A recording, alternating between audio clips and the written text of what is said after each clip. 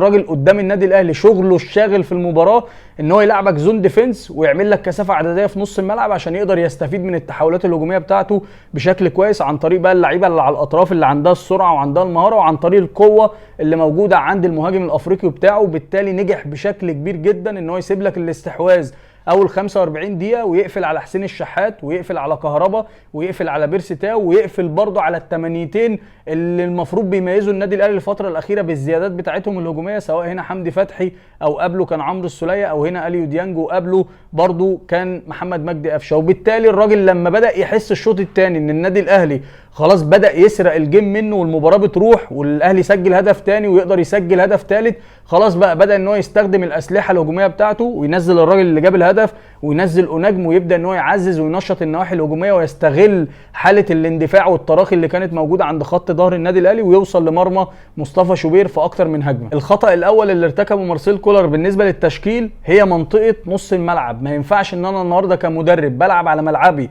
ووسط جمهوري وعايز اكسب بهدف واثنين وثلاثه والعب بثلاثه في نص الملعب ادوارهم كلها واحده بالنسبه للارتكاز، خصوصا ان انا اوريدي عندي لعيب ارتكاز ثابت بنسبه 90% وتحركاته كلها عرضيه اللي هو مروان عطيه. فما ينفعش ان انا العب بحمدي فتحي واليو ديانج الاثنين مع بعض. ليه؟ لان اليو ديانج اوريدي ما عندوش ادوار هجوميه مميزه، هو عنده بالانس شويه، ممكن يبقى مساند كويس للجبهه بتاعته، ممكن يبقى مساند كويس للارتدادات الدفاعيه مع مروان عطيه، انما حمدي فتحي بيعمل الحته دي كويس لكن بقاله فتره بعيد عن الماتشات، فبالتالي ما عندوش الريتم والسرعه بتاعه التفكير قبل ما الكره بتجيله، عكس عمرو السوليه اللي رجله في الملعب بقاله 3 4 ماتشات مع الفرقه وبيقدم مستويات كويسه. والسوليه بيعرف يلعب في الطريقه دي بشكل مميز جدا، بيقدر ان هو يشكل جبهه مع حسين الشحات وجبهه مع علي معلول ويقدر ان هو يرجع يعمل الارتداد الدفاعي بشكل كويس، زائد ان مش هيخلي الراجل ده يتيم بقى اللي هو كهربا اللي فضل 45 دقيقه بيلعب الشوط الاول الكره ما جاتلوش غير مرتين ثلاثه. ليه؟ لان مفيش حد بيسند معاه، ده مركز ان هو يلعب على الخط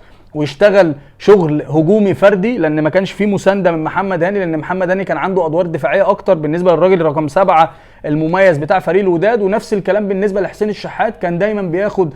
جنب او طرف الملعب او الخط عشان يبدا ان هو يشتغل مع علي معلول عشان يخش لجوه بعد كده ويفضي لعلي المساحه دي ويبداوا ان هم يشتغلوا الدبل باص والشغل اللي هو القصير والصغير في المساحات الضيقه اللي احنا شفناه اللي قدر من خلاله حسين يصنع هدف واثنين بالنسبه للنادي الاهلي. فبالتالي دي جت على حساب مين؟ جت على حساب الراجل ده، ان ده مفيش مسانده في الحته دي، ان الراجل ده برده مفيش مسانده في الحته دي. الخطا الثاني ارتكبه مارسيل كولر هو التغييرات. بدل النهارده ما ابدا بحمدي فتحي كان ممكن ان انا اشيل حمدي فتحي للشوط الثاني، انا كسبان 2-0 عايز امن النتيجه عادي جدا، ممكن اسحب عمرو السوليه او اسحب اليو ديانج واحول الطريقه بتاعتي والعب 4-2-3-1 بالشكل ده والعب باثنين ارتكاز اقوياء عندهم قوه بدنيه بيقطعوا الكره بشكل كويس ويقدروا ان هم يامنوا الاثنين سنتر باكين اللي عندي مع باكين الطرف سواء علي معلول او نفس الكلام بالنسبه لمحمد هاني، والعب هنا بمروان وحمدي فتحي الاثنين جنب بعض وانزل هنا مثلا ايا كان محمد مجدي قفشه والعب هنا مثلا بحسين الشحات واخلي بيرسي تاو مهاجم بديل لكهربا وانزل هنا احمد عبد القادر. يبقى انا حافظت على التوازن الهجومي بتاعي وفي نفس الوقت عملت النواحي الدفاعيه اللي انا محتاجها اللي اقدر من خلالها ان انا امن النتيجه بتاعتي وما يخشش فيها اهداف واطلع على الاقل 2-0 حتى لو انا ما قدرتش اسجل هدف ثالث.